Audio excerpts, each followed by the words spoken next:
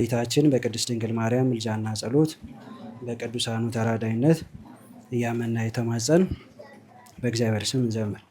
ኦ ማርያም እለምንሻለሁ እኔ ባሪያሽ፣ አንድ ጊዜ ስሚኝ ቀርበሽ አጠገቤ ቁመሽ፣ ጽኑ ጉዳይ አለኝ ላንቺ የምነግርሽ። ኦ ማርያም ተመላለሺ፣ ሌሊት በሕልሜ ንገሪኝ ቀርበሽ። እግዝእትነ ማርያም ምን ሆናለች? አንገቷን ደፍታ ታለቅሳለች። ብታለቅስ የልጇ ቀሚስ እስኪርስ፣ ልታስምር ነው የኃጥአንን ነፍስ። ብታነባ አብቅላ አደረች ቀይ አበባ፣ ያን አበባ አስረው ገረፉት እንደ ሌባ። ይግረፉኝ ሐሰት በቃሌ አይገኝ፣ ይስቀሉኝ ሐሰት በቃሌ አይገኝ። እግዝእትነ ማርያም በፈፋ በበትረ ሙሴ ደገፋ፣ ሰሂን ሰንደሮስ ነው የለበሰች ልብሷ። በክፉ ያየሽ ዓይኑ ይፍሰሳ ሰላም ለኪ፣ በክፉ ያየሽ ዓይኑ ይፍሰሳ ሰላም ለኪ። ሄሮድስ አፈናቅሎ ሰዶሽ፣ በምድረ ግብፅ ሀገር ውሃ የለመንሽ። ልጅሽን ወልድን አዝለሽ እንደ ጽኑ ድሃ፣ ብትለምኝ የነሱሽ ውሃ እኒያም ስሱ። ለዝናብ ጌታ ውሃ ነሱ፣ እኒያም ስሱ። ለዝናብ ጌታ ውሃ ነሱ። ከሁሉ ሁሉ ጤፍ ታንሳለች፣ ከጭቃ ወድቃ ትነሳለች። ከዚያች ጤፍ የአዳም ልጅ ሁሉ አትስነፍ። የአዳም ልጅ ሁሉ ሰነፈና፣ የኑሮ ቤቱን ረሳና። ተባት ትርሳ ተባት ዘንጋ፣ ተሰርቶልሃል የእሳት አልጋ። ከእሳት አልጋ እንዴት አድርጌ ልዘረጋ? ከእሳት ባሕር እንዴት ብዬ ልሻገር? ያንን የእሳት አልጋ ያንን የእሳት ባሕር ተሻገሩት አሉ የሰሩ ምግባር። እኔን ባሪያሽ አብቂ ለክብር፣ ሰላም ለኪ እኔ ብኩን እንዴት ልሁን? ኪዳነ ምሕረት ሩሩ እንዳታቆሚኝ ከበሩ፣ የገሃነመ እሳት ቤት መራራ ነው አሉ። አንቺ አማልጂኝ እግዝእተ ኩሉ ሰላም ለኪ፣ አንቺ አማልጂኝ በስእለተ ኩሉ ሰላም ለኪ። ጻድቅ ወዳጅሽ ተክለ ሃይማኖት በአንድ እግሩ ቆሞ 7 ዓመት፣ በታምኖ 7 ባቄላ ምግብ ሆኖ፣ በታምኖ 7 ባቄላ ምግብ ሆኖ። አዌ ገብረ መንፈስ ቅዱስ ጻድቅ፣ ወደ እርሶ መጥቻለሁ ከሩቅ። አጋምና ቀጋ እየበላው ስንቅ፣ ያማልዱኝ ብዬ በወገቦ ሰግ። አደራ ያማልዱኝ ከአምላከ ጽድቅ ሰግድ ሰላም፣ አደራ ያማልዱኝ ከአምላከ ጽድቅ ሰግድ ሰላም። ቅዱስ ሚካኤል ኃያል፣ ቅዱስ ሚካኤል ኃያል፣ የለበሰው ልብሱ የእሳት ነበልባል። ተጽፏል በወንጌል ቃል ሰግድ ሰላም፣ ተጽፏል በወንጌል ቃል ሰግድ ሰላም። አርኪያኖስ የሚሉት መነኩሴ የሰሌን ቆብ አድርጎ በራሱ የስጋን ፍላጎት ስላራቀ ከእርሱ እንደ እሳት አበራ ነፍሱ ሰግድ ሰላም እንደ እሳት አበራ ነፍሱ ቅዱስ ጊዮርጊስ ዘልዳ ዘንዶ ሰገደ በእግር እጹብ ድንቅ ይላሉ በሰባ ደብር እጹብ ድንቅ ይላሉ በሰማይ ክብር። አንተም አለኝ በስልጣንህ ሰግድ ሰላም አንተም አለኝ በስልጣንህ ሰግድ ሰላም። ዓርቡን ሊሰቅሉት ሐሙሱን ተሰናበታት እናቱን እናትዬ ታይኛለሽ ተሰቅዬ ይስቀሉኝ ሐሰት በቃሌ አይገኝ ይግረፉኝ ሐሰት በቃሌ አይገኝ ኦ ማርያም አውጪኝ ከጭንቅ ለእኛ ብሎ በለበሰው ጨርቅ ኦ ማርያም ማሪኝ በሕመሙ ለእኛ ብሎ ባፈሰሰው ደሙ ኦ ማርያም እኛን ለእኛ ብሎ ተወግቷል ጎኑን ኦ ሰንበቱ ሰንበቱ አሳድሪኝ በእንተ ሰንበቱ አይተወኝ ቸሩ ጌታዬ ከጭንቁ ላይድን ስጋዬ ስጋዬን ብቻ ስረዳ ነፍሴ በጽኑ ተጎዳ በቤት ያሉ ጻድቃን ይለምናሉ ላጣን ኪዳን ሲያደርሱ ዳዋ ሲጥሱ። ወስብሐት ለእግዚአብሔር ወለወላዲቱ ድንግል ወለመስቀሉ ክቡር ጸሳይ ይቆይ።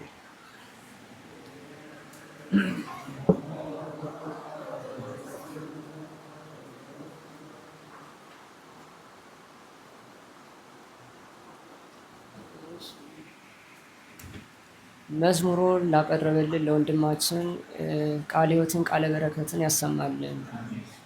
በስንክሳሩ ላይ አድሮ ያስተማረን ልዑል እግዚአብሔር ስሙ የተመሰገነ ይሁን። እሺ አሁን ወደ ትምህርቱ ነው የምንሄድ። አንዴ ቃል ሲነገር ልስማ የሚለውን ዝማሬ በጋራ እንዘምር።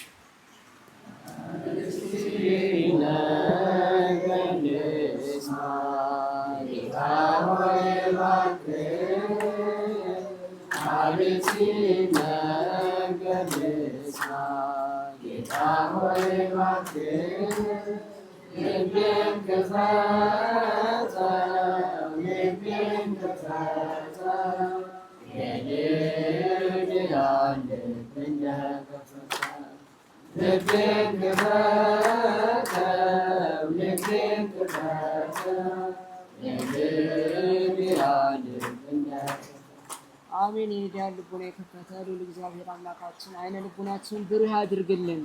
ወደ መምህራችን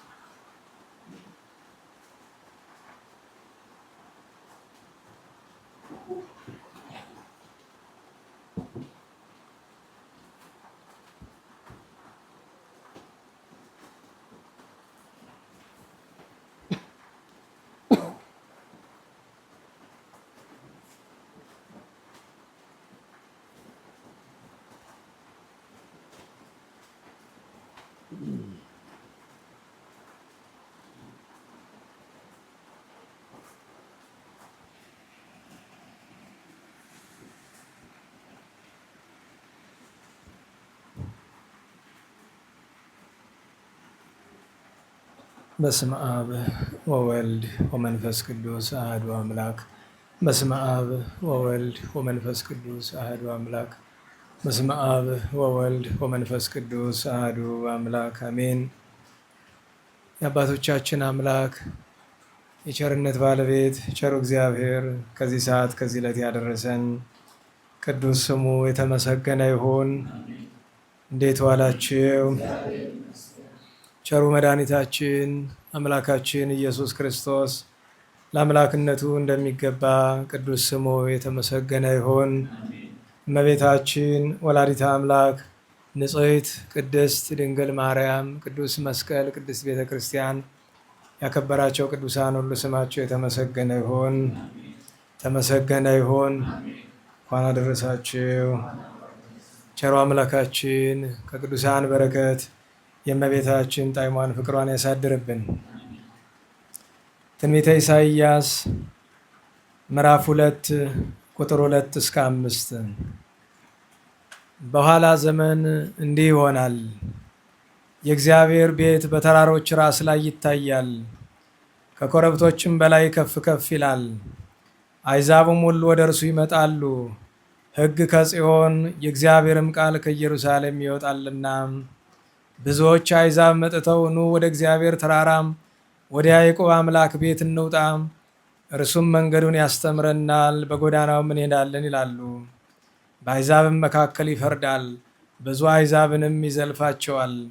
ሰይፋቸውንም ማረሻ ጦራቸውንም አጭር ለማድረግ ይቀጠቅጣሉ። ሕዝብም በሕዝብ ላይ ሰይፍን አያነሳም፣ ሰልፍንም ከእንግዲህ ወዲህ አይማሩም። ስለ ቅዱስ ቃሉ ቸሩ እግዚአብሔር የተመሰገነ ይሁን። ለትምህርታችን ክፍል 5 ወላዲተ አምላክ በትንቢተ ኢሳይያስ ማንሻ ሕግ ይወፅእ እምጽዮን ወቃለ እግዚአብሔርም ኢየሩሳሌም።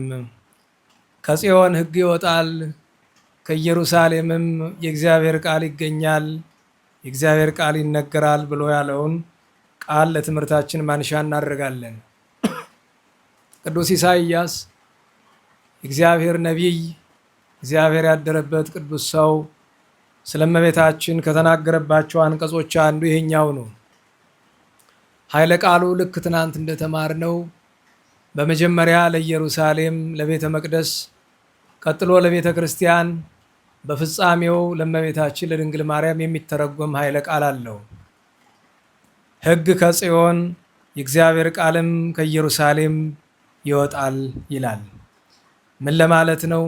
የዕለቱን በዓላት ካየን በኋላ በመጨረሻ የምንማረው ይሆናል።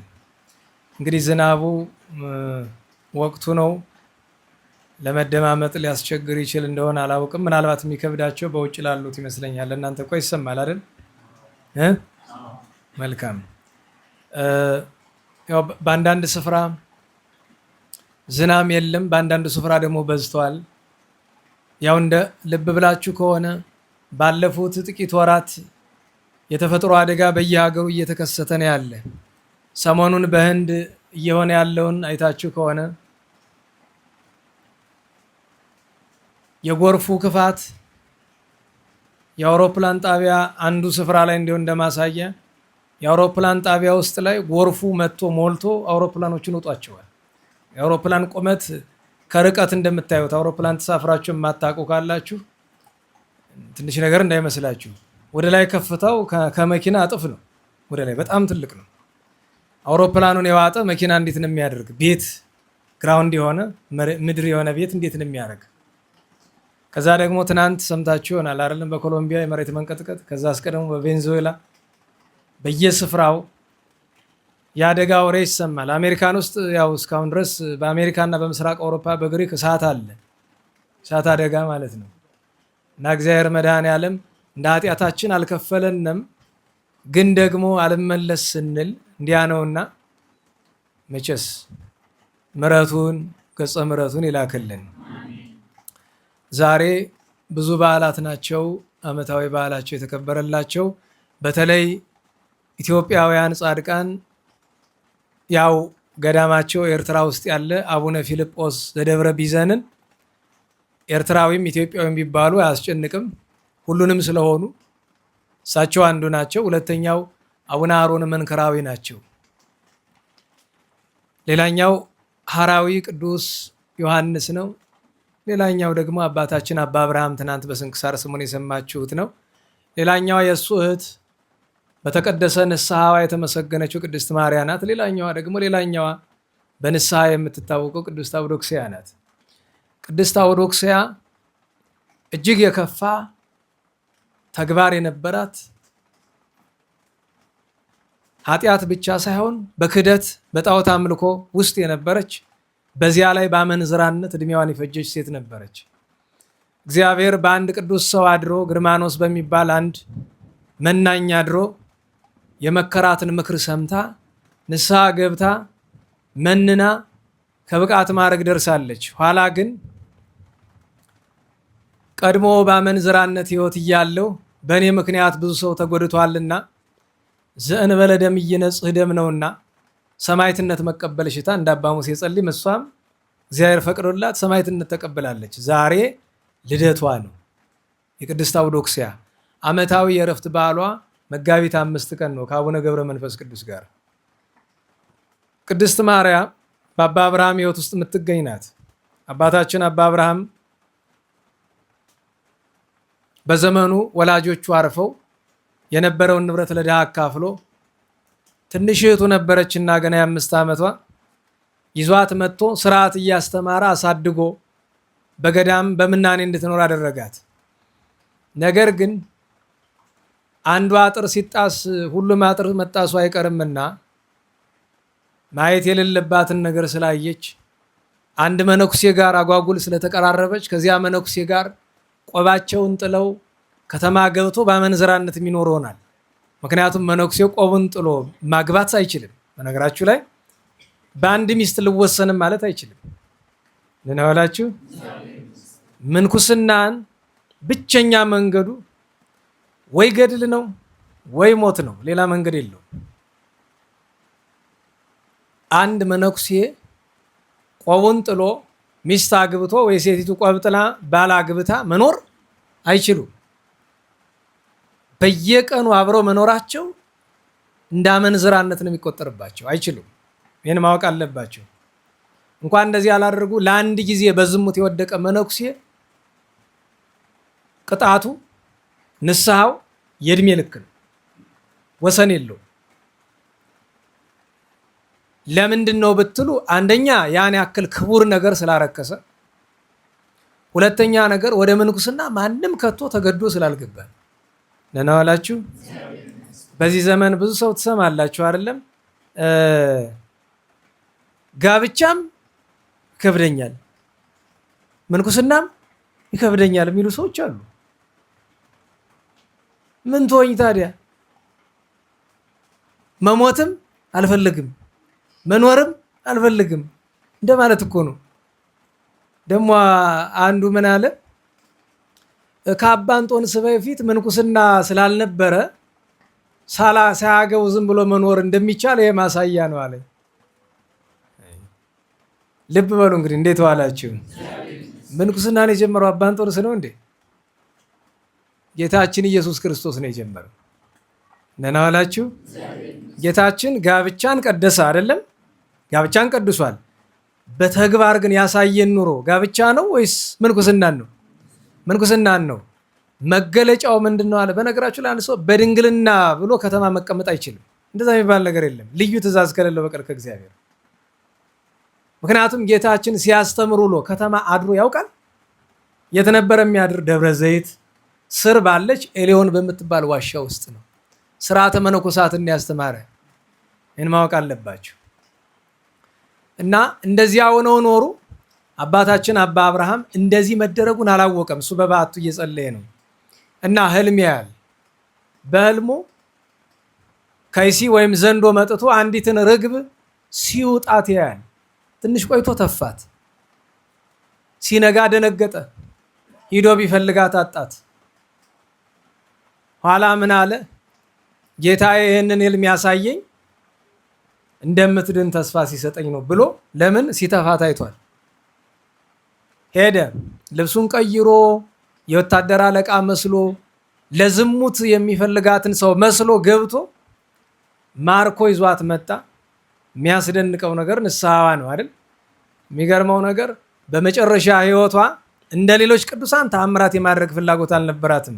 ብቃቱ ቢኖራትም በተአምራት ራሷን መግለጽ ስላልሻች እግዚአብሔር ክብሯን በምን ገለጠ? ሰዎች ሊጠይቋት ሲመጡ ፊቷ እንደ ፀሐይ ያበራ ነበር። ቦግ ቦግ ይል ነበር ፊቷ። የንስሐን ኃይል እንድንረዳ ጭምር ነው። ከአባ አብርሃም ህይወት ደግሞ ሁለት ብቻ ብንጠቅስ ይበቃል። አንደኛው ጳጳሱ ጠርቶ ቅስና ሰጥቶ የሀገር ይታያል። አዎ አረማውያን ናቸው። ሂድና አስተምራቸውና አባቱ ናቸው ብሎ ላከው። ሀገሩ የአረመኔ ሀገር ነው። ብዙ ሰው ሊያስተምርበት ሞክሮ እምቢ ብለው ቀርተዋል። እየደበደቡ ነው የሚያባርሩት። እንዴት ዋላችሁ? አባ አብርሃም አባታችን ሰባኪ ነው አይደለም? አሁን በተላከበት ተግባሩ ንገሩኝ። ኧረ በሞቴ ሰባኪ ነው። እሱ ሰባኪ ከተባለ እኛ ምንድን ነው የምንባል? ጎበዝ እስቲ መልስቱ። እኛ ምንድን ነው የምንባል? በዚህ ዘመን ያለን ያን ያህል ዱላ ታውቃላችሁ? በየቀኑ እየተደበደበ ከነህይወቱ እየቀበሩት። ስንት ቀን ነው የተደበደበ? ስንት ቀን ነው መከራ የተቀበለ? ንገሩኝ። 10 ዓመት አየው። እዚህ ምንጣፍ ተነጥፎልህ አለ። እዚህ ካሜራ ስለማይሆነው አለ ምንጣፈታች፣ ያውም ተጣጥፎ ለእግር እንዲመች። በታቹ ላስቲክ አለው። ላስቲክ በታች ሲሚንቶ አለ። ያው አትሮንስ አለ። ከውጭ ሀገር ነው የመጣ ዘመናዊ አትሮንስ። ይኸውልህ ከኦማን የሚባል ሀገር ነው የመጣ አትሮንስ። አየው።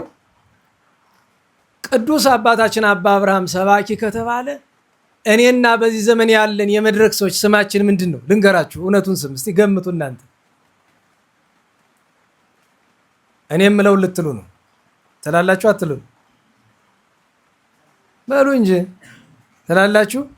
አይ ትክክለኛ ስም ነው በሉ። በዚህ ዘመን አባ አብርሃም በሉ፣ በደንብ በሉ። ሰባኪ ነው ስሙ፣ ይገባዋል። እኔና በዚህ ዘመን ያለን እናንተ አንተ ነው የምትሉ፣ አንተና በዚህ ዘመን ያላችሁ ነው የምትሉ። ስማችሁ በሉ እስቲ በሉ እንጂ ዘባቾች ይባላል። በቃ አየው፣ በዚህ ዘመን ያለን 99% ዘባቾች ነን። በቤተ ክርስቲያን ላይ የምንዘብት በጣም የሚያሳዝነው ነገር ከምንም በላይ በራሳችን በገዛ ነፍሳችን የምንዘብት ነን። መከራ የማንወድ፣ ፈተና የማንወድ፣ ንስሐ የማንገባ፣ ቃለ እግዚአብሔርን ሸቀጥና መነገጃ ያደረግነን። ዋናውን የሁኜ እኔን የሚመጥ በአጠቃላይ በምድር ካሉ 99% አልኳቸው። 1% የተወቋት አሉ፣ እግዚአብሔር ያደረባቸው አሉ፣ እንደነንታ ያሉ። የአባት 10 ዓመት ታግሶ ክርስቲያን አደረጋቸውና ክርስቲያን ሲሆኑለት ወዲያውኑ ምን ሊመጣ ነው? መከበር ሊመጣ ነው። ያን ያህል መከራ የተቀበለበትን ምነዋ ቢከበር አልፈልግም አለ፣ ትቶት ወጣ። በሱ መልካም ሰው ተክቶላቸው ትቶ ወጣ። ይሄ ያስደንቀኛል። በሌላ የገድሉ ክፍል ደግሞ ምን ይላል? በአስናኒሁ ይስሐቅ ወበከናፍሪው ኢያክሞሰሰ ይላል አይደል? ከተሆኑ በጥርሶቹ ስቆ አያውቅም፣ በከንፈሮቹ እንኳን ፍግግ አላለም አለ። መከራ ታግሶ መኖር አያችሁ። የክርስቶስን ፍቅር የሚያስብ ሰው ሳቅ ትዝ አይለውም ብዙም። እና አባታችን አባ አብርሃም ገዳማዊ ዛሬ ዓመታዊ በዓሉ ነው። ሌላኛው ዛሬ የምናከብረው አባት ጻድቁ አቡነ ፊልጶስ ናቸው። ሰማችኋል? አባታችን ፊልጶስ በ14ኛው መቶ ክፍለ ዘመን የተነሱ ደገኛ ጻድቅ ናቸው። ጻድቅም ሐዋርያም ሰማዕትም ናቸው። ታሪካቸው በጣም ሰፊ ነው። በአመት ጥቂት ማስታወሻ ሳነሳላችሁ ኑር ያለውኝ። በጣም አስደናቂው ነገራቸው ንጽህናው፣ ቅድስናው፣ ገድሉ፣ ትሩፋቱ፣ ጾሙ፣ ጸሎቱ እንዳለ ሆኖ ገዳማቸው ደብረ ቢዘን በዓለም ካሉና ስርዓተ መነኮሳት ጥብቅ ከሆነባቸው ስፍራዎች አንዱ ነው። እኒህ ቅዱስ ሰው ሰንበትን በጣም ያከብሩ ነበረ። የአቡነ ኤዎስጣቴዎስ ልጅ ስለሆኑ በመንፈስ ቅዱስ ጸጋ ሰንበትን በጣም ያከብሩ ነበረ እና በ14ኛው ክፍለ ዘመን ከንጉሱና ከጳጳሱ ጋር ተጣልተው ነበረ። ሰንበትን ሻር ሲሏቸው አልሽርም አሉ። ቅዳሜን ነው እንግዲህ ልብ በሉ። ጠቡ በእሑድ አይደለም፣ በቅዳሜ ነው። መጨረሻ ላይ በቁርበት አስደርገው ዛሬ አፋር ወደሚባለው ስፍራ አካባቢ አስወስደው በቁርበት አስጥለዋቸዋል። በሌላ ጊዜ ደግሞ ሐይቅ እስጢፋኖስ የሚባል ታውቁ ይሆናል አይደለም? ሐይቅ እስጢፋኖስ ዛሬ ሄዳችሁ ብትመለከቱት የሐይቁ ዳር ደንጊያው ጥቁር ነው በጣም። የዚህ ምክንያቱ አቡነ ፊልጶስን እዚያ ውስጥ ሲጥሏቸው ሲያሰጥሟቸው በጸሎታቸው ሐይቁን በእሳት አነደዱት። ደህና ዋላችሁ። እሳት ይነዳል። የአባቶቻችን ተአምራት ድንቅ ነው። ሐይቁን በእሳት አነደዱት። በዚህ ምክንያት ንጉሱ መጥተው ይቅር በለኝ ብለዋቸዋል። የንጉሱ ሚስት እግዚ ክብራ ትባላለች። ደግ ሴት ናት። አባቴ ሆይ እግርህን ልጠብ ብላ እግር አጥባ እጣቢውን ልጠጣው ወይ አለቻቸው። ንግስት ናት እንግዲህ አስቡ። እንደ ፈቃድሽ ይሁን፣ እሱን ከጠጣሽው እግዚአብሔር ቸርነት ያደርግልሻል፣ ልጅ ትወልጃለሽ፣ ስሙን ዘርዓ ያዕቆብ በይው። በኢትዮጵያ ታሪክ እንደሱ ያለ ንጉስ ከሱም በፊት አልተነሳም፣ ከሱም በኋላ አይነሳም። ሃይማኖቱ የቀና ምግባሩ የጸና ለፈጣሪው የሚቀና ንጉስ ከአንቺ ማኅፀን ይወጣል ብለዋታል። በዚያ ምክንያት ማን ብላ ሰየመችው? እንዴት ዋላችሁ? ማን ብላ ሰየመችው? ማን ነው የሚያሉ? ኧረ አይሰማም፣ ኧረ አይሰማም። ዘርዓ ያዕቆብ ነው። ቅድም ምን ነበር ያልኳችሁ? ዘርዓ ያዕቆብ ነው ያልኩ አይደል? ዘርዓ ቆብ ቆብእ አለው። የመነኩሴ በረከት ከመነኮስ የተገኘ በረከት ማለት ነው አይደለም። ከዛ ግን ንጉሠ ነገሥቱ አባቱ እና በቤተ መንግስቱ የነበሩ ሰዎች አጠጋግተው ዘርዓ ያዕቆብ ብለው አሉትና በዚያ ምክንያት ዘርዓ ያዕቆብ ተብሎ ቀርቷል። ይሄ ቅዱስ ጻድቅ ንጉስ እንግዲህ ጳጉሜን 3 ሲመጣ በቸር ካሰነበተን የምናከብረው ነው እና አባታችን አባ ፊልጶስ ሰንበትን የሚያከብር ቅዱስ ሰው ነበረ። ሰንበትን ያከብር ነበረ። ሌላ ቅድስናው ታምራቱ ምኑ እንኳን የሱ የእናቱ ማን ነው ስሟ? መግደላዊት ትባላለች። ደግ ሰው ናት፣ ቅድስት ናት። አባቱም የተባረከ ነበር እና ብዙ ነው ታሪኩ፣ ሰዓትም ስለሚሄድብን በዚሁ ገታ እናድርገው። ታላቅ ጻድቅ አቡነ ፊልጶስ። ሌላ የምናነሳው ሐራዊ ቅዱስ ዮሐንስን ነው። ዮሐንስ ሐራዊ ማለት በ4ኛው ክፍለ ዘመን ሁለተኛ አጋማሽ ላይ ኡልያኖስ በሮም ነግሶ ክርስቲያኖችን በሚያሰቃይበት ጊዜ ክርስቲያኖችን ለማሰቃየት ከተመረጡ የኡልያኖስ ወታደሮች አንዱ እሱ ነበር። ግን ራሱ ክርስቲያን ነው። ነገር ግን ክርስትናውን ደብቋል። ክርስትናውን የደበቀ ለምንድን ነው ቢሉ ፈርቶ አይደለም። ሰማዕትነት ከመቀበል ይልቅ ክርስቲያኖችን ለመንከባከብ። ለምን? ዘመኑ ዘመነ ሰማዕታት ስላልሆነ ክርስቲያኖች ከባድ ነው። ዘመነ ሰማዕታት ረድኤት ነበረው እና ክርስትናውን ደብቆ ይላካል። ለጓደኞቹ እየደጋገመ የሚላቸው አንድ ነገር ነው። እንዲህ ክርስቲያኖች እንዴት እንደምጠላቸው ባገኛቸው ማድረጋቸውን ያውቃሉ። እና ምን ይላል? ለኔ ስጡኝ፣ አብዛኞቹን እኔ ላጥፋቸው፣ ለኔ ስጡኝ እያለ እየተቀበለ እየወሰደ እየተንከባከበ ነው የሚያስቀምጣቸው። ታዲያ በድብቅ ይጾማል፣ ይጸልያል፣ ይመጸውታል እና ይሄ ከሰማዕትነትም ከጽድቅም ተቆጥሮለት በቅዱሳን ከተማ እንዲነግስ ሆኗል። የመጨረሻው በዓል ዛሬ አባታችን አሮን መንክራዊ የአቡነ አሮን ገዳም ማን ነው የሚባል? አቡነ አሮንን መቼም ታውቃላችሁ አይደል? መቄት ያለው ማን ነው የገዳሙ ስም? አንደኛው ቤተ ቀጢን የሚባል ገዳም አላቸው፣ የመጀመሪያው ገዳማቸው። አሁን ግን ይሄ ጣራው ክፍቱ ነው፣ ዝናብ የማይገባበት አለ አይደል? አቤት ውጭ ሀገር ቢሆን ኑሮ አቤት አቤት፣ እንደ ጠቅላላ ሚዲያ ሁሉ የሚነጋገርበት ርዕስ ይሆን ነበር አይደል? አስባችሁታል? ጣራው ክፍት ነው፣ ዝናብ ግን አይገባም፣ ፀሐይ ይገባል። ይሄ እኮ በጣም እንዲያው እግዚአብሔር ክፉ ናችሁ ብሎ ለምሳሌ አቡነ ዮሐንስ ጨጌ አቡነ ዮሐንስ የጎንደር ተክለ ሃይማኖቱ አንድ ትልቅ ታምራት ከሰሯቸው ታምራት በጣም አስደናቂው ታምራት አንድ ጋኔን በጣም ያስቸግራቸው ነበርና እሳቸው ማይጠንት የሚያጥኑ ልሙት ተራራ አለ፣ መውጫ የለውም። ከዚያ ላይ የእግር መቆሚያ ታክላለች። ከዚያ ወጥተው ጸሎት እየጸለዩ ያጥናሉ። ይሄን መነኩሴ ካልገደልኩት አላርፍም ብሎ ከላይ ቤትም ያህል ድንጋይ ይወረውርባቸዋል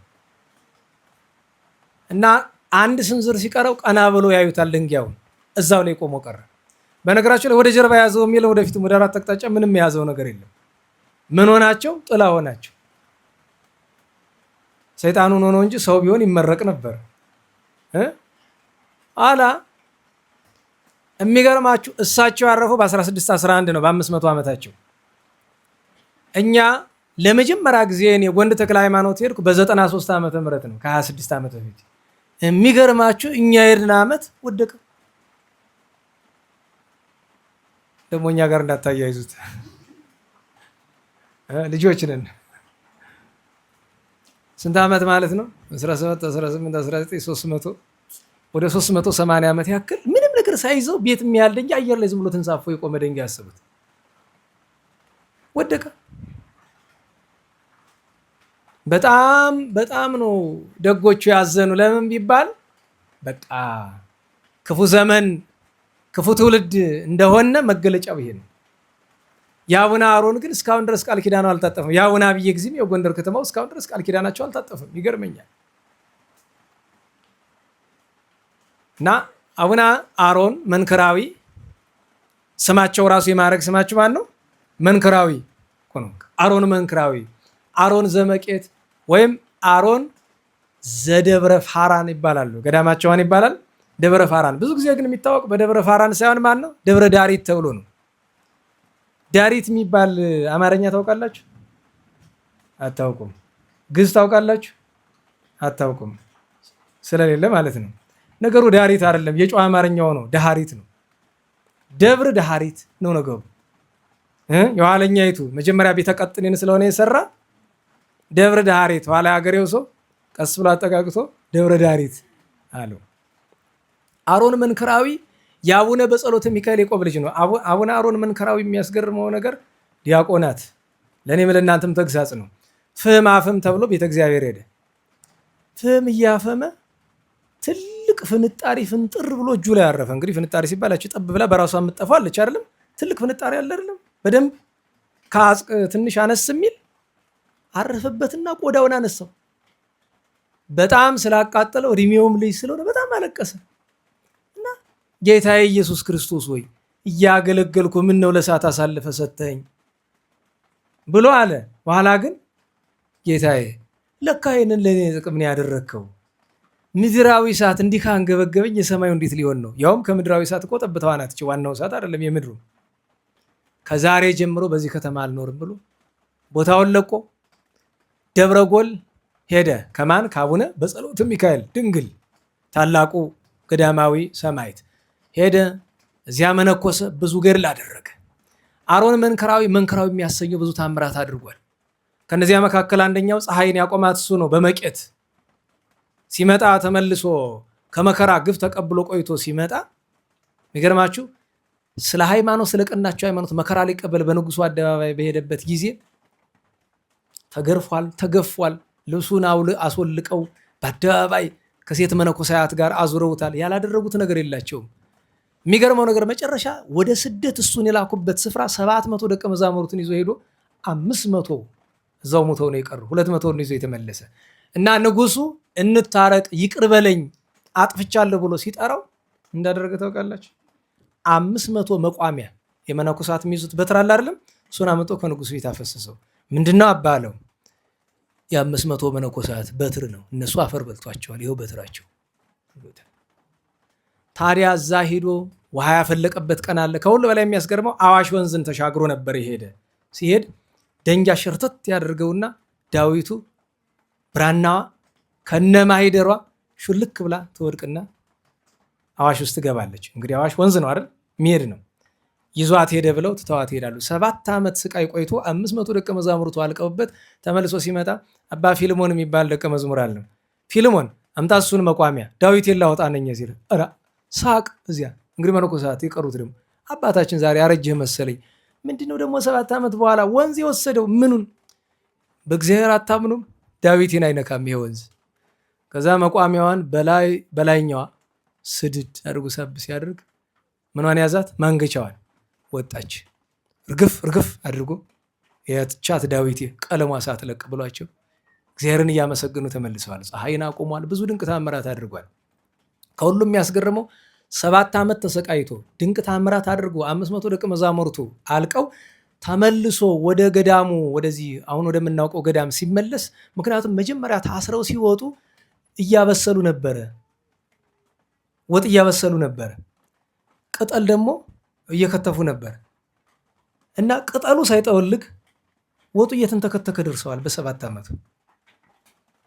በዚህና በተለያየ ምክንያት ማን ተብሏል? አሮን። ኧረ በሞቴ መንክራ። እስቲ ከገድሉ ስለ እመቤታችን ላንብብላችሁ። እመቤታችን ይወዳ ስለነበር ዛሬ የአቡነ ፊልጶስን እዚህ በፊት ስለተረክነ ወደ አሮን መንክራዊ ያደላንበት ምክንያት እስቲ ከገድሉ ጥቂት ላንብብላችሁ ስለ እመቤታችን የሚለውን። አቡነ አሮን መንክራዊ ምን ይላታል እመቤታችንን? እንግዲህ እራሱ ይሄ የትምህርቱ አካል ስለሆነ ነገረ ማርያም ስለሆነ ይሄን ሳናወሳ ማለፍ አንችልም። በ84ኛው አንቀጽ ላይ ገድሉ ላይ ገድለ አቡነ አሮን ይታያቸዋል። በነገራችን ገድላቸው ታትሙ ከገበያ ወዲያው ነው የጠፋ። የሚገርም ይታያቸዋል። ገድል ነው። ከዛ ፎቶ አንስቸው ነው ገድላቸው ነው። እንደምታውቁት ብራና አይደለም። ብራና አለ ግን ይሄ ከወረቀቱ ነው። ለምን አማርኛም ስላለው ግን እኔ ገዙ እንደምጠቀም ወተምህረ በስምረተ እግዚአብሔር በእግዚአብሔር ፈቃድ ተማረ ወፈጸመ ኩሎ እንዚያ ሌቦ ኃይለ መለኮት የመለኮት ስልጣን እግዚአብሔር ስልጣን እያስለበመው እያሳወቀው ሁሉን ተምሮ ፈጸመ። ወምድረ ፈጸመ መዝሙረ ዳዊት ተሰጤ ልቡ ወተነድፈ በፍቅሩ ለክርስቶስ ወነደ ከመሳት ምንሃብ ባህልዮ ፍቅራ ለማርያም ርግብ ሰናይት። ልብ በሉ በክርስቶስ በመድኃኒታችን ብቻ አይደለም። በማን ይላል? መልካሚቱ ርግብ በተባረች በእመቤታችን በድንግል ማርያም ፍቅር ልቡ እንደ እሳት ተቃጠለ ይላል። ነደ ልቡ አለ። ከዚያ ምን ይላታል? ዘጾረቶ በክርሳ እሷ እኮ አምላክን ለወልደ እግዚአብሔር ወልደ እግዚአብሔርን በማይጸኑ የተሸከመችው ናት። ውሃ ጸነቶ በሃሊባ አጥባቲሃ በጡቶቿ ወተት ያሳደገችው እንዘ ድንግል ህትምት ኢቲ ወተት ያስገኘችን ድንግል ስትሆን ነው። ህትምት በድንግልና ስትሆን ነው። ኮነት ከመትሳም ከናፍረ ጽጌ በከናፍሪሃ የመለኮትን ጽጌ የተባለ የመለኮትን ከንፈር በከንፈሮቿ ትስም ነበረ። ወይሰወጥ ውስተ ውስሐጤ አፏ ጠለ ምራቁ ወላጅ አመጣው። ይሄ በነገራችሁ ላይ እዚህ ነው። ሌላ መጽሐፍ አላገኘሁትም። አቡነ አሮን ነው እንደዚህ የሚል ወይሰወጥ ውስተ ውስሐጤ አፏ ጠለ ምራቁ። ስትስመው ህፃን ልጅ ካፉ እንደዚህ ይወጣል አይደለም? ያ ወደ አፏ ይገባ ነበረ። እናቶች እናት የሆናችሁ እንደዚህ ያገጥሟቸው አያውቅም? ያጋጥማል አይደለም?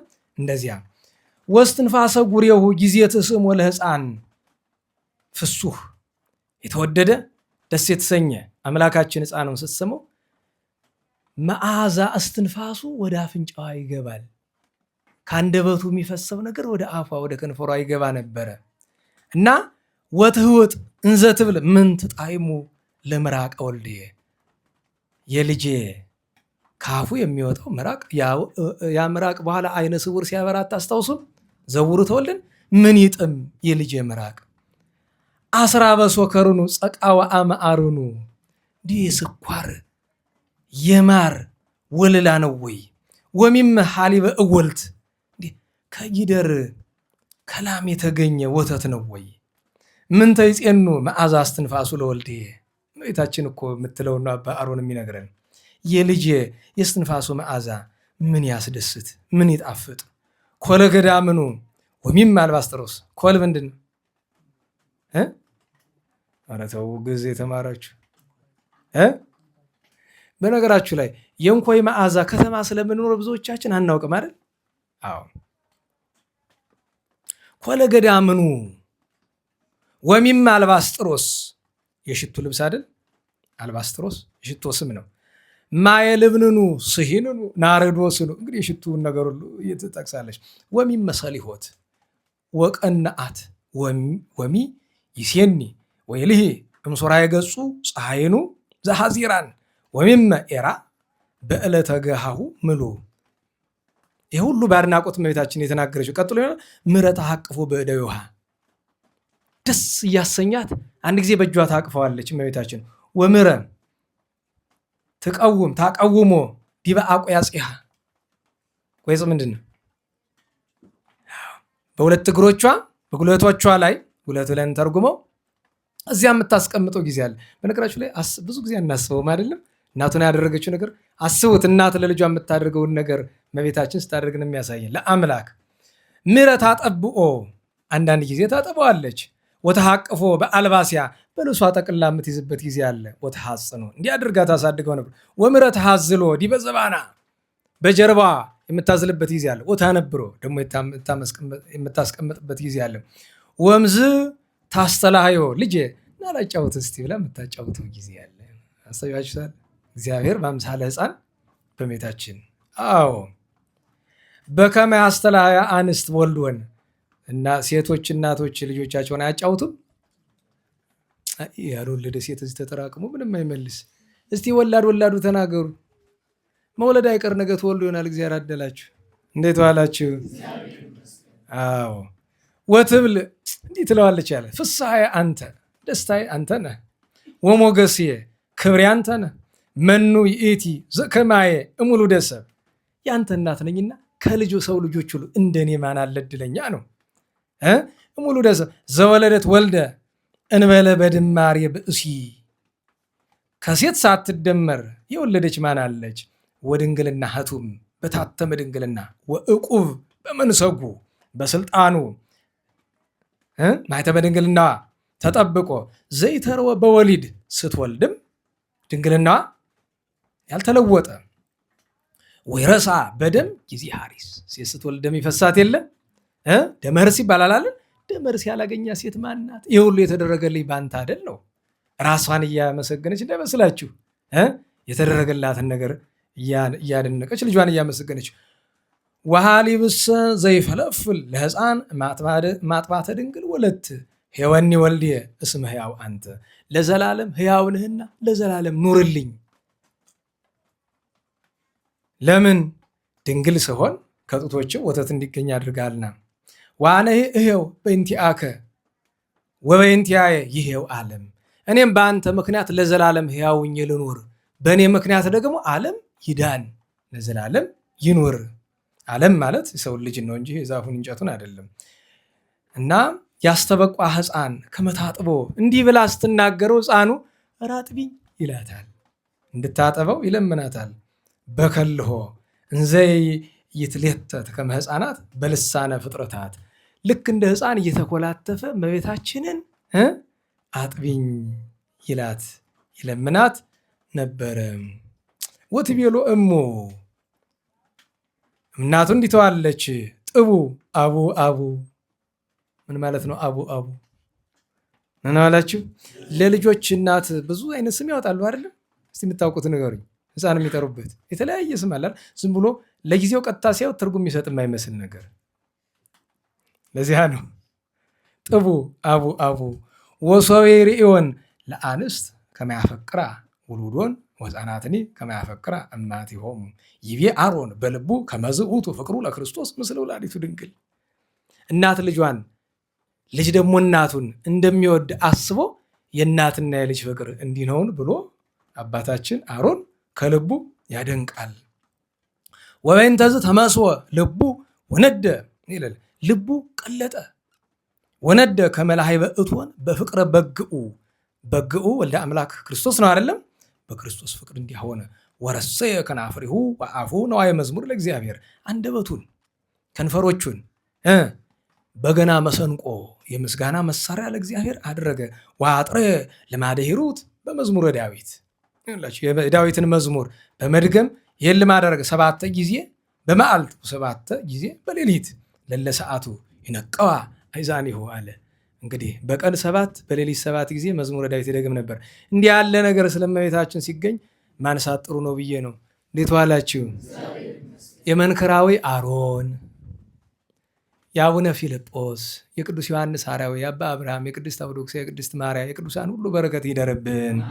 ከሁሉ በአቡነ አሮን በሌሎች ቅዱሳን ያደረ የእመቤታችን ጣዕም በፍቅሯ ይደርብን። እንግዲህ ወደ ትምህርታችን እንቀጥል። ነገ ቅድስት ማርያም መግደላዊት፣ ቅድስት ኢየሉጣ፣ አባ ዊጻ እና ታላቁ የኢትዮጵያ ጻድቅ የንጉሠ ነገሥት አምደ ጽዮን ልጅ አቡነ ኢዮስያስ መናኔ መንግስት ዓመታዊ በዓላቸው ነው። ስንክሳር ላይ ያልጻፉ ከጠቀስኳቸው ውስጥ እሳቸው ብቻ ናቸው እና ነገ እንድናከብር እሱ እንላለን። ርዕሳችን ምን ነበረ? ትንቢተ ኢሳይያስ። እንዴት ዋላችሁ? ሕግ ይወፅእ እምጽዮን ወቃለ እግዚአብሔር እምኢየሩሳሌም። ካህናት ሲቀድሱ ዛሬ ይላሉ ነው ትተዋል። ድሮ መጨረሻ ላይ ድርገት ተመልሶ እንዘ ብዙኃን ከጨረስነ በኋላ ምን ይላሉ?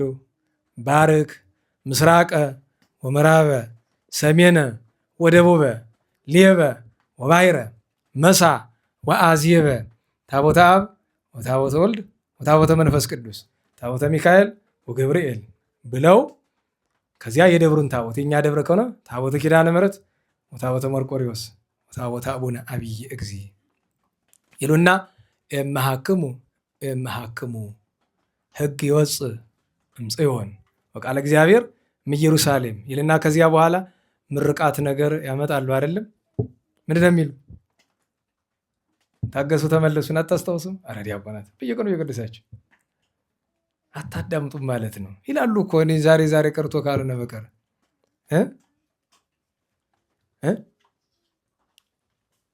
የለም። እሺ። እና ቀድሞ አንድ አረጋዊ ካህን ነበር፣ አሁንም አሉ፣ ያው ጥሮታ ናቸው መሰለኝ። እና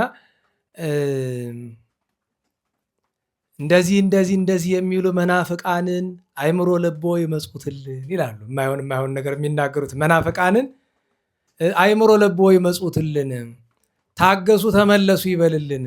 አንታገስም አንመለስም ቢሉ እንደ ከበሮ ይንፋቸው እንደዛ የሚባል ነገር እርግማኑን ተውት አልኩኝ። ኋላ ግን አንድ ቀን እንደዚህ የሚሉ ጸረ ካህናትን ጸረ መናፍቃንን እንዲህ ያደርግልን አሉ። እና ኧረ የመጀመሪያው ጥሩ ነው፣ ሁለተኛው ምን ሊያደርግልዎት ነው? ልብ በሉ። ጸረ ካህናት እነሱ ናቸው። ጸረ መናፍቃን ማን ነው? እኛው ራሳችን። እርግማኑ ተመልሶ ለኛ ሆነ። በየዋህነት ስለሆነ ምን እያሉ እንደሆነ ስላላስተዋሉት ነው። እና እንዴት ዋላችሁ? እና ለሕፃኑ ነው የማስታወሰው። ሕግ ይወፅም ጽዮን ምንድን ነው ይሄ? ከየት ነው ያለ ነበረ? ቃለ ኢሳይያስ ነው። ሕግ ይወፅም ጽዮን ኃይለ ቃሉን እናንበበው። መጀመሪያ በኋላ ዘመን እንዲሆናል አለ። ልብ በሉ፣ በአዲስ ኪዳን የሚደረግ ነገር መሆኑን እየነገረን ነው። እንዳልኳችሁ ነገሩ ለኢየሩሳሌም ተጠቅሶ በጊዜው ግን በኋላ ለቤተክርስቲያን ለእመቤታችን ነው። በኋላ ዘመን እንዲሆናል የእግዚአብሔር ቤት በተራሮች ራስ ላይ ይታያል። ልብ በሉ። እንዴት ዋላችሁ? ተራራ ማለት ከምድር ከፍ ያለ ነው አይደለም? ተራራ ለብዙ ተመስሏል። ዋና ምሳሌ ነው ግን በተራራ የሚመስሉ ቅዱሳን ናቸው አይደል? መሰረታት ውስጥ አድባር ቅዱሳን ይላል። አድባር ቅዱሳን የሚላቸው አባቶቿ ቅዱሳን ነቢያትን ነው። እና በተራራ ራስ ላይ ከፍሎ እንግዲህ ከቅዱሳን ከፍሎ መታየት የተገባት ማናት? ንገሩኝ። ለእመቤታችንም ያስጠቅሳል፣ ለቤተክርስቲያንም ያስጠቅሳል። ከኮረብቶችም በላይ ከፍ ይላል አለ። ተራሮች ያላቸው አበይት ቅዱሳን፣ ኮረብቶች የሚላቸው ንዑሳኑን ነው፣ በማዕረግ ቅዱሳን ስለሚበላለጡ። አሕዛብ ሁሉ ወደ እርሱ ይመጣሉ አለ። እንግዲህ ልብ በሉ፣ እመቤታችን ድንግል ማርያም መጀመሪያ ለኢየሩሳሌም ቢያስጠቅስ ኢየሩሳሌምን እግዚአብሔር በረድኤት በቸርነት በጎበኛት ጊዜ ቤተ መቅደስ በተሰራች ጊዜ አሕዛብ ሁሉ ለመገበር ይመጣሉ። ለቤተ ክርስቲያን ቢጠቅሱ ቤተ ክርስቲያን የሕዝብ የቤተ እስራኤል ብቻ ሳይሆን የማንም ገንዘብ ናት፣ የአሕዛብ በዓለም ያለ ክርስቲያን ሁሉ አብዛኛው ከአሕዛብ ስለሆነ፣ ስለዚህ ወደ ማን ይመጣል አለ?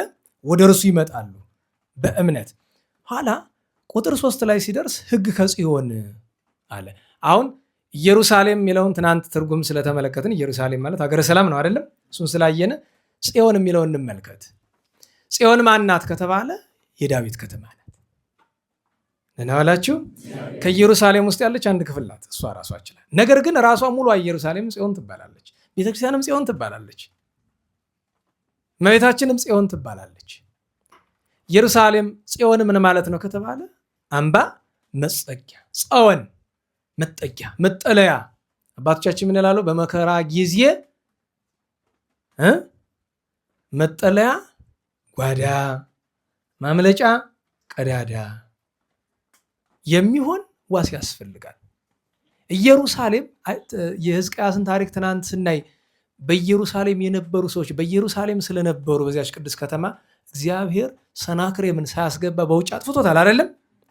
ኢየሩሳሌም ለእስራኤላውያን አምባ መጸጊያ ናት፣ እውነተኛ ጸወን ናት።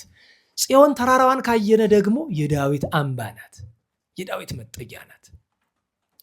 ለቤተ ክርስቲያን ቢተረጉሙ ጽዮንን ቤተ ክርስቲያን መጠጊያ ናት አይደለም? በነገራችሁ ላይ የራበ ወዴት ነው የሚመጣ? ወደ ቤተክርስቲያን እንዲሁ በስጋዊ እንኳ እንዴት ዋላችሁ? ኧረ እንዴት ዋላችሁ? የራበው የት ነው የሚመጣ? ነዳያን በር ላይ የምታዩበት ምክንያት እኮ እሱ ነው። መጠጊያቸው ናት ቤተክርስቲያን። ሲርብ መጉረሻ፣ ሲታረዙ መልበሻ ናት እኮ። ለስጋ ነው፣ ለነፍስ ብቻ አይደለም፣ ለስጋም ጭምር ነው።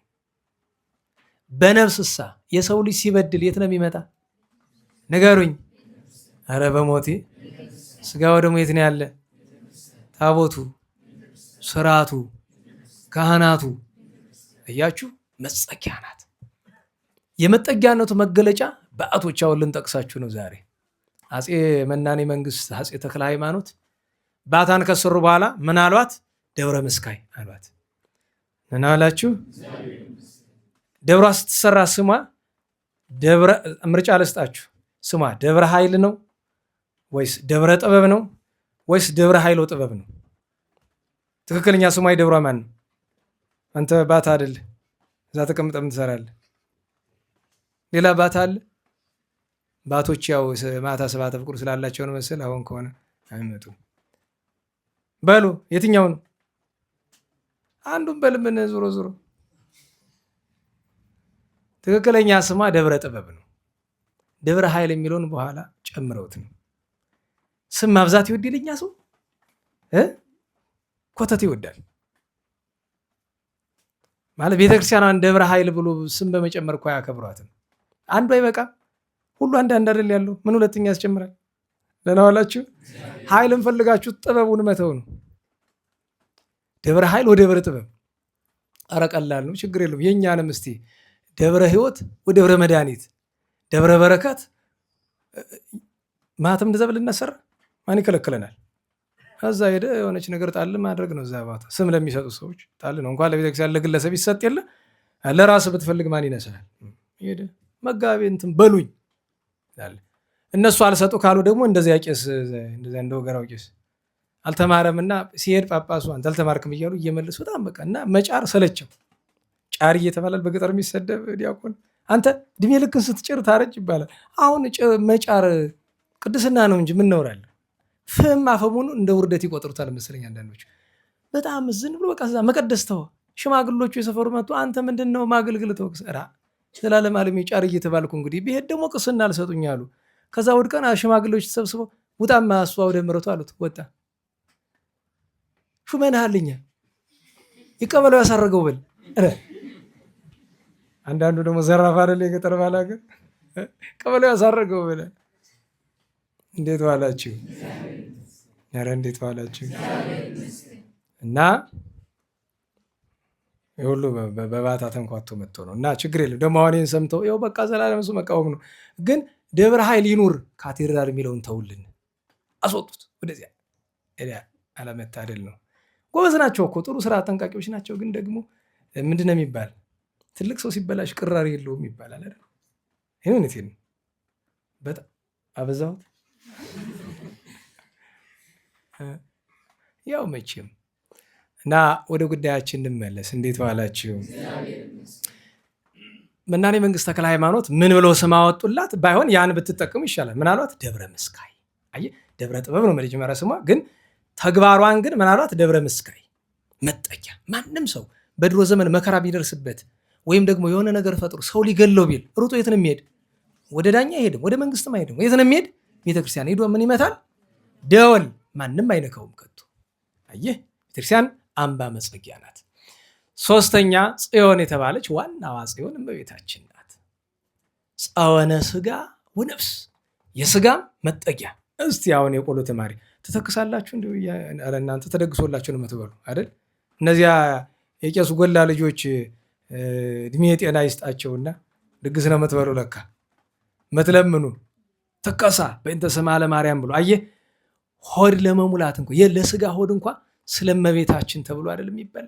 ስለመቤታችን ማርያም በእንተ ስማ ለማርያም ስለመብርሃን ስለቸሩ መድኃኔዓለም ብሎ ጸወነ ስጋ ናት። ቢታመሙ የምትፈውስ፣ ቢታረዙ የምታለብስ፣ ቢራቡ የምታበላ፣ ቢጠሙ የምታጠጣ፣ ቢያዝኑ የምታረጋጋ፣ ሲፈሩ አይዞህ የምትል ትላለች እኮ ገጥሟቸው ያውቃል። አይዞህ ግን ሰው ልካ ይሆናል አይታወቅም እኮ በምን አይዞ የምትልበት ጊዜ አለ። ይህን ደግሞ ሰምተህ አትተርጉም። ብዙ ትርጉም አያሻውም። ተው ችግር የለውም ለምትላቸው ነው የምትላቸው። እኔ ብዙ አቅጣጫ ስለሆነ የምሰማ የብዙ ሰው ነገር ስለማይ ለዛ ነው አይዞ የምትለው ጊዜ አለ። አይዞ ነው አየህ። አይዞ የሚልልም እመኑ ጥሩ ነው። ትናንት ህልም ጫን ብያቸው ነበራል። አይዞ የሚል ንስሐ ገባ የሚልልም እመኑ ጥሩ ነው። አይዞ አይዞሽ የሚል ነገር ጥሩ ነው። ሰው ደከም ሲል እንደዚያ እና መጸጊያን ለነፍስ ብትመለከቱ አስቡት። ፈጣሪን ወልዳ በብሉይ ኪዳን የነበሩ ነፍሳት ጻድቃኑም ኃጣኑም ሲኦል ወርደው ለዚያ እኮ ነው እመቤታችን ድንግል ማርያምን ወስዶ በአካል ቢያሳያቸው ጌታችን ገና ሳታርፍ ምን አሉ? ይትባረክ እግዚአብሔር አምላክነ ዘፈጠረ ኪያኪ ስጋ እምስጋነ ወአጽም እማጽምነ እስመ ኮንክነ መርሶ ህይወት እሙስና በተሰጎቱ ለወልደ አምላክ እምኔኪ።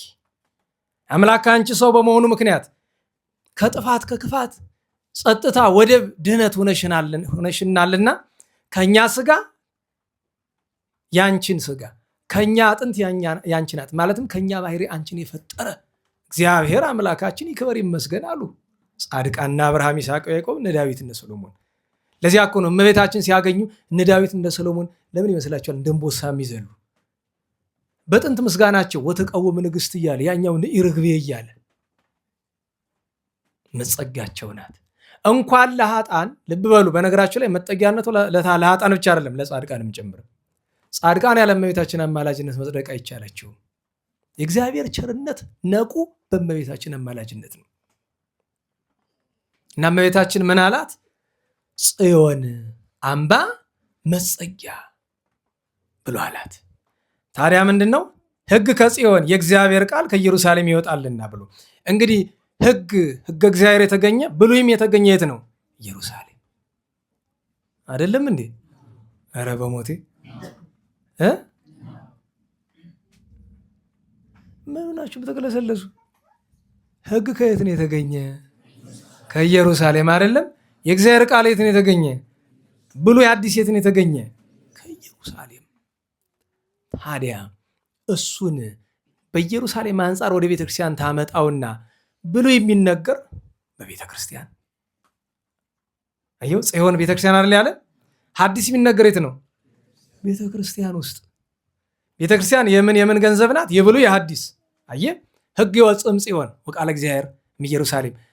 ለመጨረሻ ወደ እመቤታችን አመጣን ተረጉሞና ሕግ ይወጽም ጽዮን አለ። እስቲ ጎበዝ ተርጉም። ሕግ ያለው ማንን ነው? እዚህ ላይ ሕጉን ራሱን ነው? አምጣ እንጂ ባለቤቱን ራሱ ሐጋጌ ሕግ ይለው የለ? አየህ፣ ሕግ አለው ራሱን። ደህና ዋላችሁ። እግዚአብሔር ፍቅርን ይሰጣል አይደል? ንገሩኝ፣ ራሱ ምንድን ነው?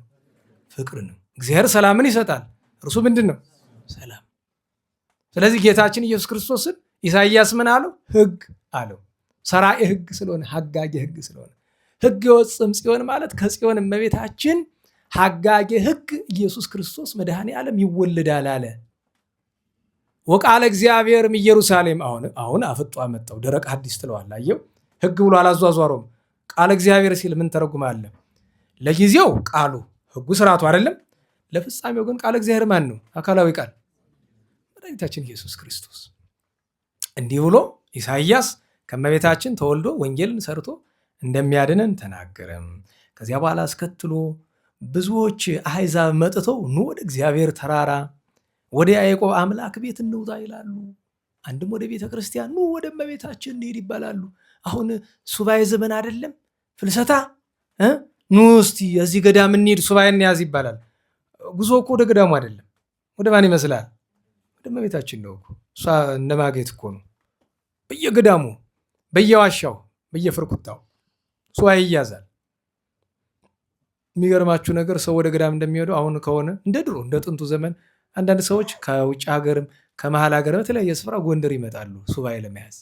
በእርግጥ ጎንደር የሱባኤ ስፍራ አይደለችም አሁን በእውነቱ። ግን ሱባኤ ሲባል ሁለት አይነት ነው እንግዲህ። ለአርመሞ አትመች ይሆናል፣ ለሌላው ግን ግድ የለም። መቃብሬት ሞልቷል፣ እንደ ልብ ነው፣ የሚያስጠጋ የለም እንጂ። ደህና ዋላችሁ። አዎ አይሰጡም እንጂ እውነቴን ነው። መቃብሬት እንደ ልብ ነው። እና እንሂድ ይላሉ ካለ በኋላ እንውጣ፣ እርሱም መንገዱን ያስተምረናል፣ በጎዳናውም እንሄዳለን ይላሉ እያለ ወደ ታች ክርስቶስ ከእመቤታችን ሲወለድ ስለሚደረገው ሰላም፣ ደስታና ጦርነት እንደሚጠፋ፣ ፍቅር፣ አንድነት እንደሚደረግ ትንቢት ተናግሯል። የእመቤታችን በረከቷ ጣዕመ ፍቅሯ ይደርብን። እንግዲህ ሰዓት ለመጠቀም ትናንት ልነግራቸው የነበረውን ተአምረ ማርያም እንነጋገርና እንጨርሳለን የዛሬ ትምህርታችን። እመቤታችን ቅድስት ድንግል ማርያም መድኃኒታችን ኢየሱስ ክርስቶስን ታቅፋ ወደ ስደት ስትወጣ ከሄደችባቸው ስፍራዎች አንዱ ሊባኖስ ነው። ሊባኖስ የሚባል ሀገር አለ አይደል? የዛን ጊዜ የተራራ ስም ነው እንጂ ሊባኖስ የሚባል ሀገር በታሪክ አልነበረም። በነገራችሁ ላይ ቅኝ ግዛት ነው የፈጠረ። ሊባኖስ የሶሪያ ከፋይ ነው። ሶሪያ ውስጥ ያለ ተራራ ሊባኖስ ይባላሉ። አንዳንዴ በሰሜኑ እስራኤል ክፍል ይሆናል፣ አንዳንዴ በሶሪያ ናል እንጂ ሊባኖስ ቅኝ ግዛት ነው የፈጠራት እንጂ ስፍራው የምን ስም ነው? የተራራ ስም ነው። እና ወደ አድባረ ሊባኖስ አካባቢ ሄደች እና በዱር ከአረጋ ዮሴፍና ቅድስት ሰሎሜ ጋር አንድ ጊዜ ወዲህ ለምን ቢባል ወደ እነሱ በሰሜን ናዝሬት ገሊላ፣ በሰሜን እስራኤል አይደል ያለ፣ ከናዝሬት ገሊላ ቀጥታ ወደ ግብፅ ለመውረድ ታውቃላችሁ በይሁዳ ተደርጎ ስለሚታለፍ ጭንቅ ነው። ስለዚህ ወደታች አይደለም መጀመሪያ ወደ ሰሜን የሄዱት ወደ ሶሪያና ወደ ሊባኖስ እና እዚያ ውስጥ ገብታ በዱር ውስጥ ትኳትናለች ልጇን ተሸክማ እና ድንገት አንድ ሰው ሲመጣ ታያለች። ድንገት ስለሆነ ልብ በሉ እንግዲህ እመቤታችን ድንግል ማርያም ፍጽምት ናት። ያም ሆኖ ግን መከራን እንድትቀበል ፈቃዱ ነውና የአምላኳ የልጇ ደረሰ። ስታየው ደህና ሰው ነው እና አይቷት ተደነቀ። በጣም ግራ ገባው። ሰው ነሽ ወይ ብሎ ግራ ገብቶት ጠየቀ። ለምን ቢባል እንደ ፀሐይ ስታበራየት ልይት ያለ እንዲያው አዎ ሰው ነኝ። ምንድን ነው ነገሩ? የወጣችበትን ምክንያት ከመንገሯ በፊት ቃል ግባልኝ፣ የነገርኩህን ነገር ለማንም እንዳትናገር አለችው። ቃል እገባልሻለሁ ችግር የለውም አለ። ቃል ሲገባላት ነገረችው። ማን እንደሆነች፣ እንዴት እንደመጣች፣ ለምን እንደመጣች ያገኛትን መከራ ነገረችው። እሷ እንዳትናገር ያለችው ሌላ ለምንም አይደለም። ሲሳሳብ ከሄሮድስ ደርሶ ልጇ እንዳይገሉባት ነው። ይህ ሰው ግን እንደሰማ ያው የኔ ቢጤ ይመስላል። አንዳንድ ጊዜ ያለ አይደል ጉባኤ መሀል ላይ አሁን ትናንት እንዲያውም አንተኛው ትሁን አንተኛው ትኩረት ለመሳብ ቆረጥ ቆረጥ እያደረጉ ፊት የሚያደርጉት ላይ የሆነ ነገር ብዬ ነበር አይደለም። እድለኛ ነኝ ካልኩ እንደዚህ ያለ ሰው ስላየው ብዬ አቤት መድኃኒዓለም እንደ ሲቆጨኝ እንዳደረ የምታውቁት። ያው መቼም ሳት ይላል የማይነገር ነገር። በነገራችሁ ላይ ሁሉን እንዲያውም ጎበዝ ነኝ። ማየውን ምሰማውን ሁሉ ብናገር ኑሮ በስመ አብ እንዲያ እያስቻለኝ ነው። ጎበዙኝ ሳይሆን እንዲያውም እያስቻለኝ ብዙ ነገር አለ፣ በዙሪያው ብዙ ነገር አለ እና አንዳንድ ጊዜ አስበዋለሁ። በቃ ታስታውሱ የለ በ1760ዎቹ በዓታ በተሰራችበት ሰሞን በዓታ ከመሰራቷ ከ2 ዓመት በፊት የነበሩት ንጉሥ አፄ ዮሐንስ ዳግማዊ ይባላሉ። ዮሐንስ ዳግማዊ ዘዋሂድ ይባላሉ። አንድ እጅ የላቸውም፣ ንጉሠ ነገሥት ናቸው እና ግን ማንም አያውቅም። እና እሳቸው አልባሽ የነበረ ሰው አልባሽ አለ አይደለም፣ ኳሊበር የሚባል አታውቁም? ዘፋሲል ግንብ ኳሊበር ምንድን ነው? ፕሮቶኮል የሚገባ የሚወጣበት ነው እኮ አይደል? አልባሽ እና ምንድን ነው ፕሮቶኮል የሚጠብቀው የሚወጣ እና ለመጀመሪያው ቀን ሲያለብሳቸው ተሹሞ መጥቶ ቢያይጅል በዚህ ለአርማጭሆ ሄዳችሁ የምታውቁ ካላችሁ ግራምጣ የሚባል ስፍራ አለ እና የአካባቢው ሰው የትግል ድንጋይ ሰው ስጠይቁት ግራምጣ ሲባል ይሄ ግራምጣ አለ አይደል የሚሰፋበት ነገር እሱ ነው የሚመስለው አይደለም። ግራምጣ ማለት እዚህ ሀገር ላይ ሰዎች እንግድነት ይሄዳሉ የተወሰኑ ሰዎች እና የሀገሩ ሰው ከደግነቱ የተነሳ እግር ማጠብ ይወዳል እና እግር ማጠብ ፈልጎ እንግዳውን እግር አምጣ ነው ተው ገብተዋል። ችግሩ እንግዳው እግር የለው። በዛ ምክንያት ነው ታሪኩ ነው የቀረ። ቢያደርገው ይሰራው በቃ እግር አምጣ እያሉ ሲጨቃጨቀው ሰምቶ ነው ሌላ ሰው እግር አምጣ ነው በኋላ ግራ አምጣ የተባለ። አየህ አካባቢው ሰው ከደግነቱ የተነሳ እግር ለማጠብ ብሎ እግር አምጣ ብሎ ነው። እግር ግን የለም አይጣሉ። በዛ ምክንያት ነው አንዱን እየሳብኩት ይሄዳሉ አይደለም። እና ይሄኛው ሲያይጅ የለም። ምን አደረገጠ? ንጉሱ ቀና ብሎ አዩት። ስማ ይችን የምታውቅ አንተ ነህ፣ ብትናገር አንገትህን ነው የምትቆረጥ ብሎ አሉ። ኧረ እሺ ጌታዬ፣ ኧረ ምን ሊያደርግልኛል? ግን ወሬኛ ቤቴ ነው። የተወሰነ ቀን ቻለው ኋላ አላስችለዋለ እና ማታ ማታ ቤት ተቀምጦ ወዱን ይዞ ይቆርጠዋል። በጣም ነው የሚያመው፣ ይጠማዘዛል። እና ሚስቱ ደህና ሰው ናት ለካ። አንተ አለችው አቤት፣ የሆነ ያየው የሰማው ነገር አለ? አዎ። እና ተናግረው የማይወጣል ንገረኝ፣ ይውጣል፣ ይገሉኛል።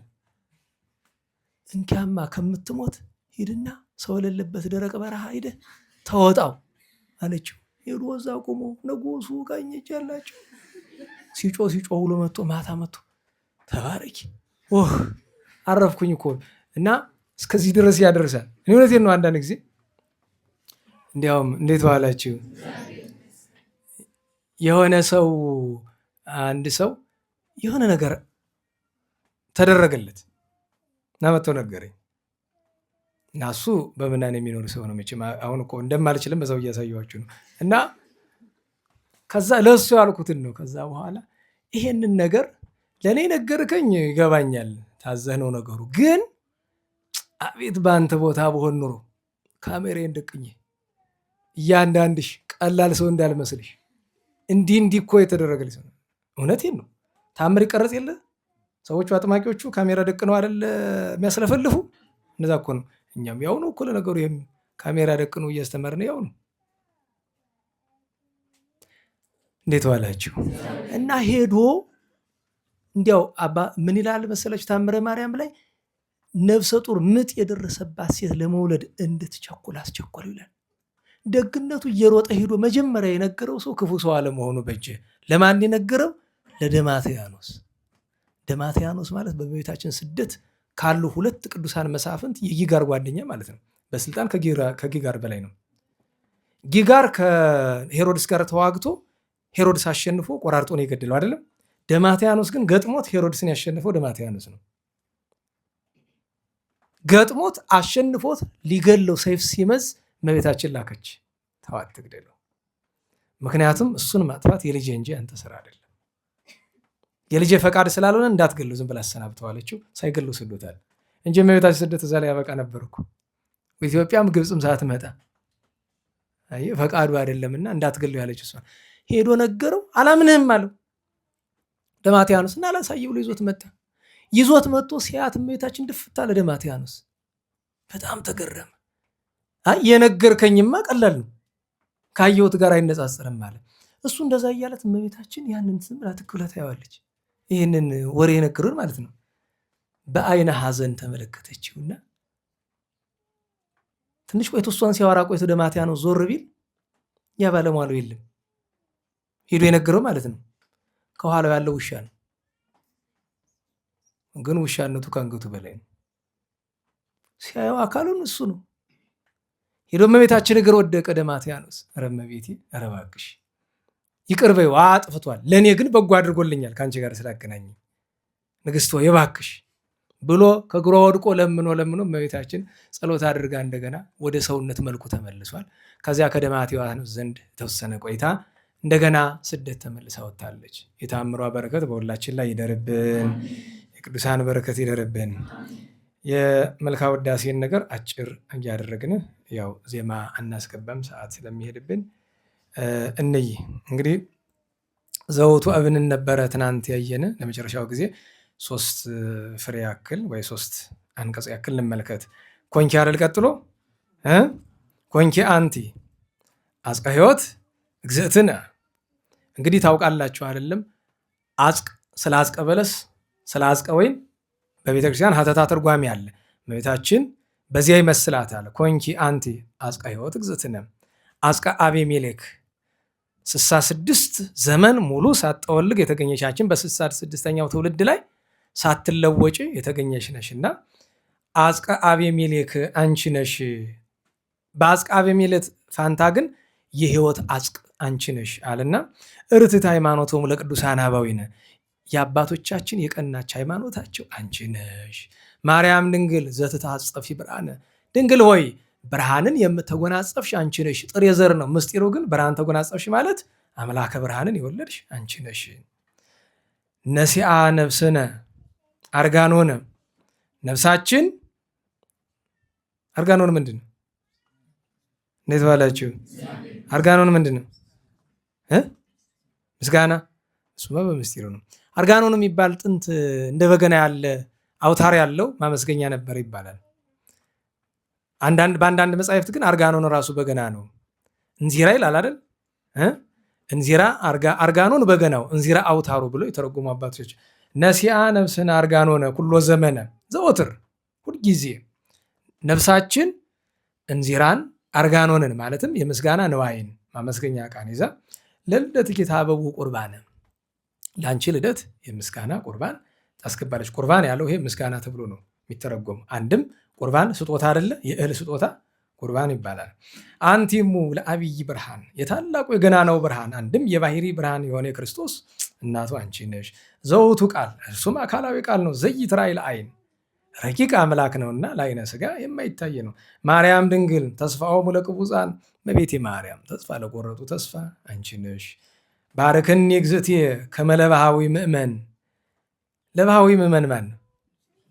ቅዱስ ኤፍሬም እንደ ለባሃዊ እንደ ቅዱስ ኤፍሬም እመቤቴ ማርያም ባርኪኝ በከናፍርኪ ፍሱሃት ወይን ከወይን ይልቅ ደስ የተሰኘ ደስ በሚያሰኙ ከንፈሮችሽ በረከተ ወልድየ ወአቡሁ መንፈስ ቅዱስ ብለሽ ባርኪኝ ሲል ነው።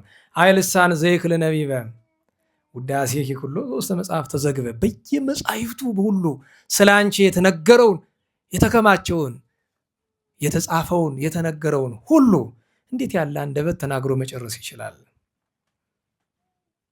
ማርያም ድንግል ዘታቀልሊ እጸበ እመቤቴ ድንግል ማርያም ጭንቅን መከራን የምታቀይ አንቺ ነሽ።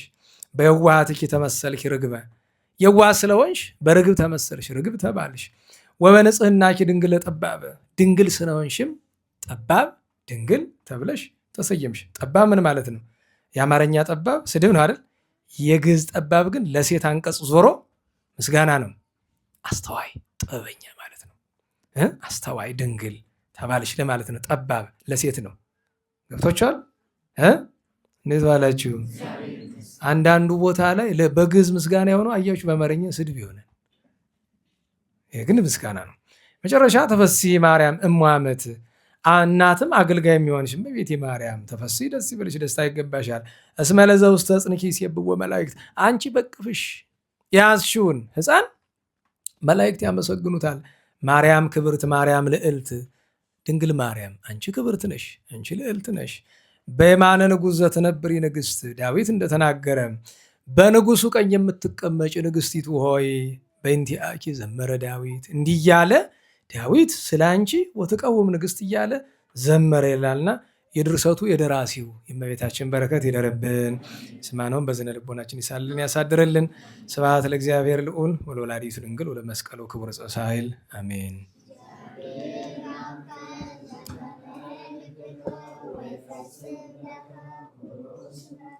አሜን።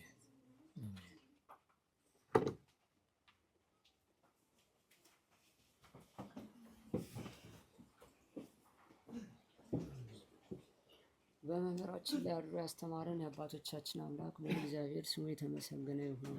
ለመምህራችንም ቃለ ሕይወትን ቃለ በረከትን ያሰማልን። ለምስጋና እንነሳ።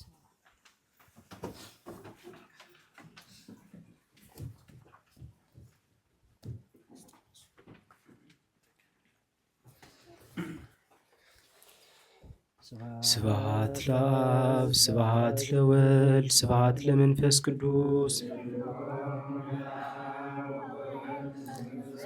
ስብሐት ለአብ ስብሐት ለወልድ ስብሐት ለመንፈስ ቅዱስ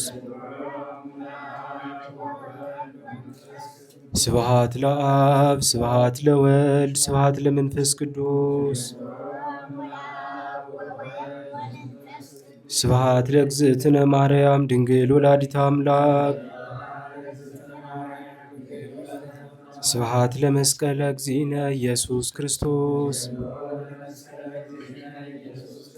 ክርስቶስ በምህረቱ ይዘከረነ አመዳግም ምጽአቱ ያስተፍረነ ለሰቦተ ስሙ ያንቃሃነ ወበአምልኮቱ ያጽናአነ እግዝእትነ ማርያም አይርጊ ጸሎተነ ወአስተስሪ ኩሎ ኃጢአተነ ቅድመ መንበሩ ለእግዚእነ ለዛብላአነ ዘንተ ህብስተ ወለዛስተየነ ዘንተ ጽዋ ወለዘሰርአ ለነ ሲሳየነ ወአራዘነ ወለዘተአገሰ ለነ ኩሎ ኃጢአተነ ወለዘወሃበነ ሥጋሁ ቅዱሰ ወደሞ ክቡረ ወለዘአብጽሐነ እስከ ዛቲ ሰዓት እስመ ለዓለም ምሕረቱ ነሀብሎቱ ስብሐተ ወኮቴተ ለእግዚአብሔር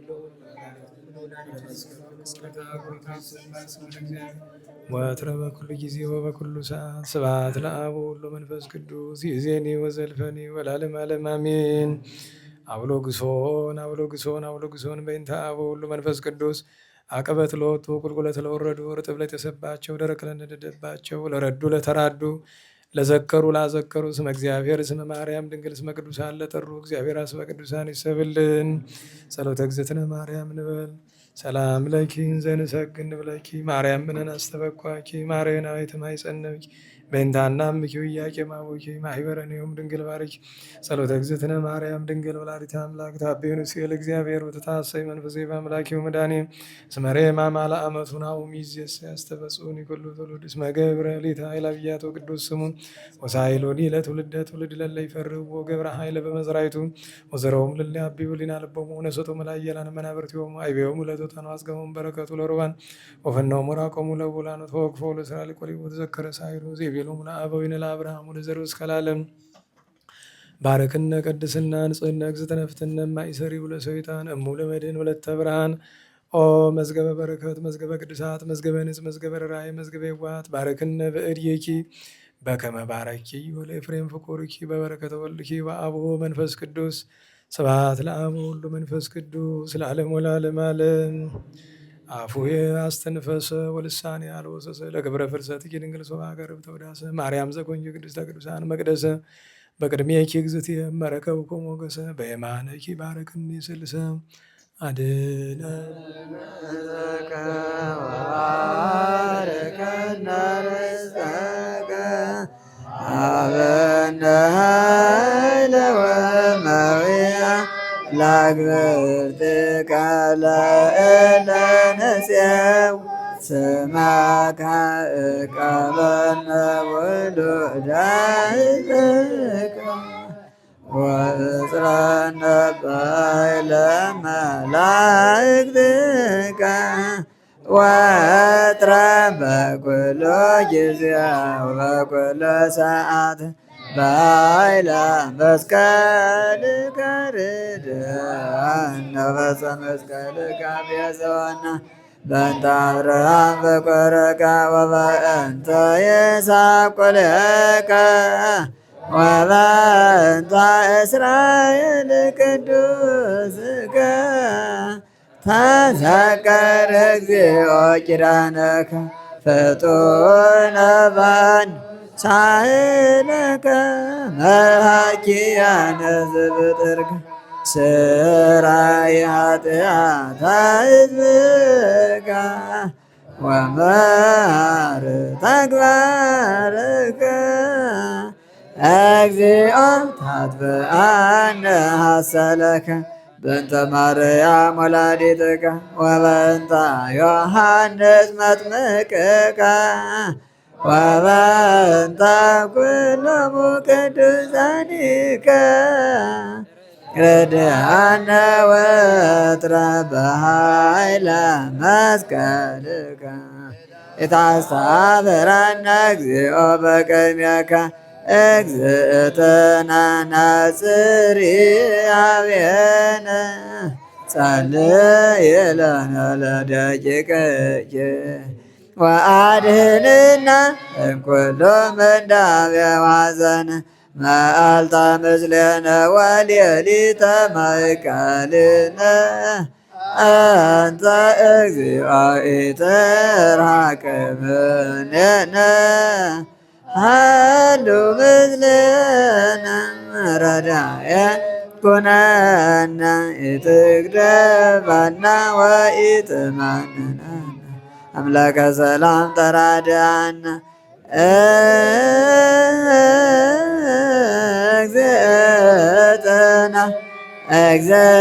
እግዝእትነ ናጽሪ አብየነ ሰላም ወልድኪ ያሉ ምስሌነ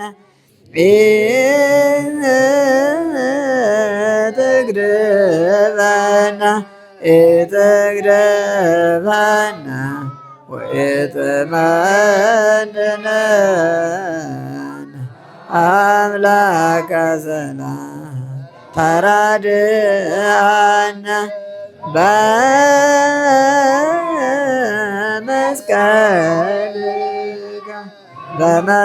በመስቀልከ ባርከነ መርቆሬዎስ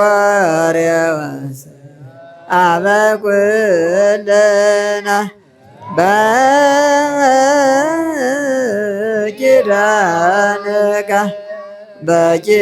በኪዳንከ ተማፀነ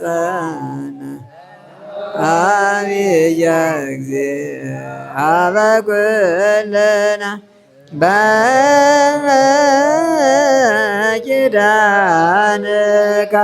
በኪዳንከ ተማፀነ ዕፀ መስቀል ሞገሰ ኩልና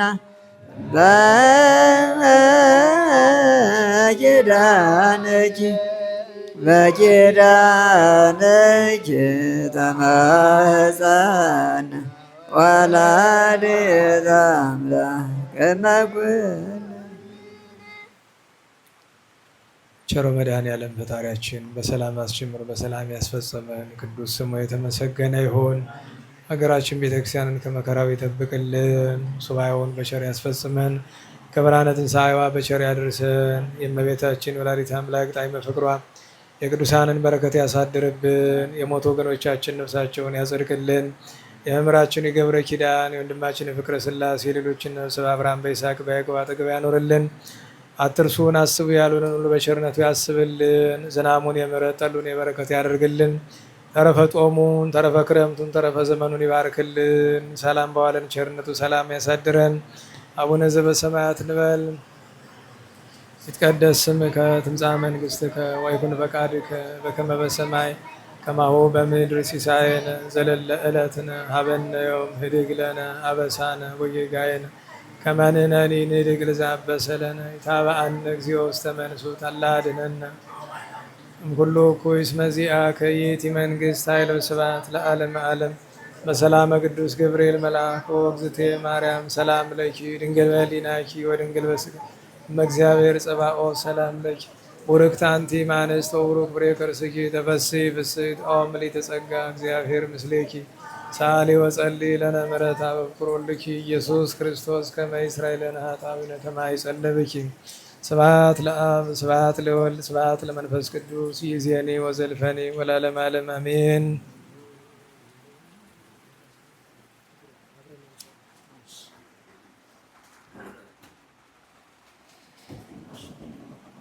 ለጸሎት ስለነበረን ጊዜ እግዚአብሔር አምላካችን ስሙ የተመሰገነ ይሁን። እሺ አንድ መዝሙር እንዘምርና እንውላለን።